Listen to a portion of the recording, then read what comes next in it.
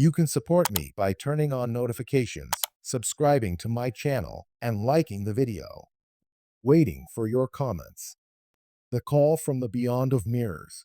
The whispering invitation of a strange figure in your reflection. It began on an ordinary, rain-soaked evening when the world outside my window blurred into streaks of neon and shadow. I had just returned to my childhood home, a creaking old mansion perched on the edge of a forgotten town, hoping to escape the chaos of modern life. Little did I know that night would mark the start of a haunting experience that would forever alter my perception of mirrors, reflections, and the thin boundary between our world and something else entirely.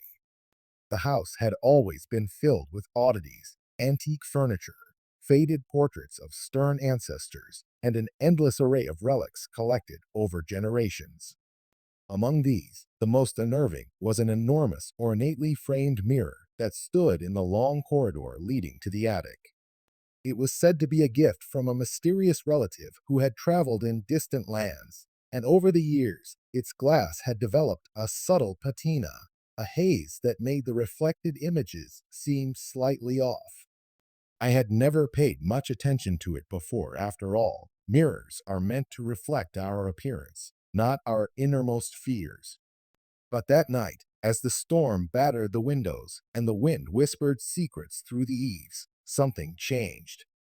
As I sat alone in the parlor, the only light coming from a sputtering fireplace and a solitary lamp, I found myself inexplicably drawn to the corridor. With each hesitant step, the sound of my footsteps mingled with the low rumble of thunder. When I reached the mirror, I paused. The reflection was my own, a tired face, eyes rimmed with fatigue.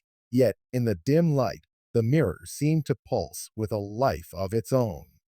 For a moment, the reflection flickered, as if the person within it were about to speak. I blinked, and the flicker passed, leaving only my startled gaze behind. I tried to dismiss it as a trick of the light, a momentary lapse born of exhaustion. But as I turned away, I heard it, a soft, insistent whisper, barely audible above the storm's roar. "Come closer," it breathed, the sound seeming to emanate from deep within the glass. My heart thumped. I froze, torn between a primal fear and an irresistible curiosity. I slowly approached the mirror again, each step deliberate, as though I were walking into a trap.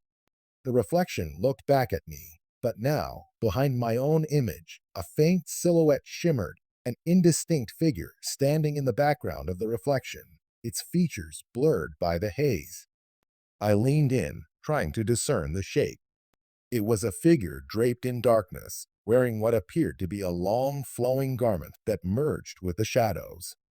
Its face was obscured, but the eyes, if they could be called that, seemed to glow with a cold, eerie light. I felt a chill crawl along my spine as the whisper returned, clearer this time. "Join me. I have waited so long." The voice was neither male nor female, but carried an ancient cadence, as if it had been uttered over centuries. I recoiled, then slowly, as if compelled by some unseen force, I reached out a trembling hand toward the glass. At the moment my fingertips brushed the cold surface, the mirror's image warped. The room around me seemed to melt away, replaced by a vast, dark expanse punctuated by flickering stars. In that alternate reflection, the figure stepped forward, its presence commanding and sorrowful.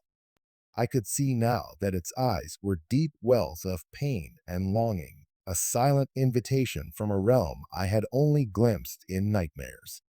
The figure raised one hand, palm outward, as if beckoning me to cross the threshold between reflection and reality.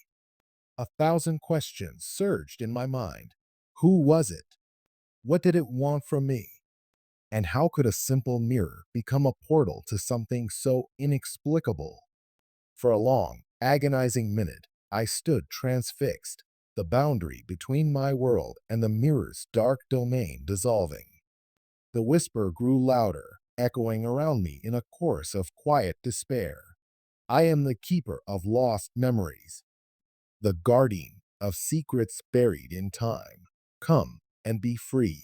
In that moment, every rational thought screamed to retreat, to run from the madness of it all. Yet, an inexplicable pull, like the gravity of a black hole, held me in place. I could almost feel the cold breath of that spectral figure on my neck, as if it reached out from the mirror to touch me.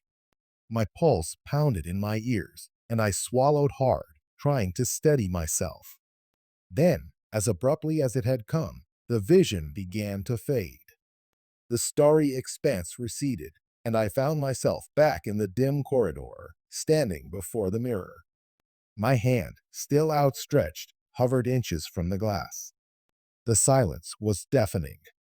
For a moment, I wondered if I had imagined everything, a hallucination born from sleep deprivation and the storm's relentless howls. But the mirror did not return to normal. Instead, it remained unnervingly still, as if hiding a secret behind its reflective surface. Over the following days, I couldn't shake the feeling that I was being watched, not by someone in the room, but by the mirror itself. Every time I passed by, I caught a glimpse of that dark figure, lurking just beyond the edge of my reflection. At night, when the house fell silent and the storm subsided, I found myself drawn to the mirror again. I began to hear its whisper more distinctly, even when I sat in the safety of my own bedroom. Join me, join me, it repeated, like an incantation, echoing in a long forgotten language. Determined to understand, I researched the mansion's history. I discovered that my great-grandmother had once spoken of a family curse, a mysterious pact made long ago in desperate times. According to her faded diaries, a relative had encountered a strange apparition in an ancient mirror during a period of unimaginable loss. In a moment of grief and desperation, he had sworn an oath to the entity, promising to sacrifice something precious in exchange for the promise of forgotten sorrow. The diary ended abruptly, leaving a chilling gap in the family lore. Could it be that this pact had somehow bound our family to that mirror? And was the figure a remnant of that dark bargain, an eternal guardian left to haunt our lineage? The more I pondered, the more the mirror seemed to pulse with life. Late one night, I decided to test my theory. I lit a single candle and sat before the mirror, my eyes fixed on the glass. I whispered, I accept your call. I seek to know the truth. The air in the room grew unnaturally cold, and the flame of the candle trembled as if caught in a spectral breeze. Slowly, almost imperceptibly, the mirror's surface rippled, and that dark figure emerged once more. This time, its whisper was not threatening, but filled with sorrow and regret. I am the keeper of lost souls, those who have fallen by the weight of their own burdens, it murmured. Long ago, I was bound to this mirror by an oath, cursed to wander between worlds. I long for release, for the truth to set me free. Will you help me fulfill what was never meant to be? The figure's voice stirred memories of an ancient grief that I could neither understand nor deny. I recalled the faded diary entries, the whispered family secrets, the inexplicable misfortunes that had plagued our lineage. For years, our family had suffered misfortune, a series of untimely deaths, failed ventures, and inexplicable losses. Could the mirror, with its cursed past, be the source? The spectral figure's plea tugged at something deep within me. I felt a mixture of fear, pity, and a burning desire to break the cycle. In the following weeks, I immersed myself in every scrap of family history I could find, poring over brittle letters, yellowed photographs, and obscure records hidden in the attic. I learned that, generations ago, a desperate ancestor had indeed encountered something otherworldly in a similar mirror, and that the pact made that fateful night had exacted a terrible toll.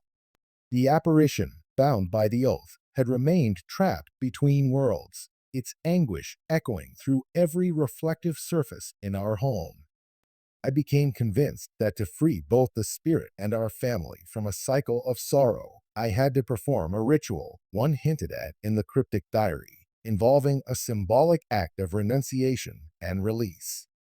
One stormy night, under a waning crescent moon, I gathered the necessary items: an old family locket, a faded letter bearing the ancestral curse, and a candle carved with ancient symbols from the diary.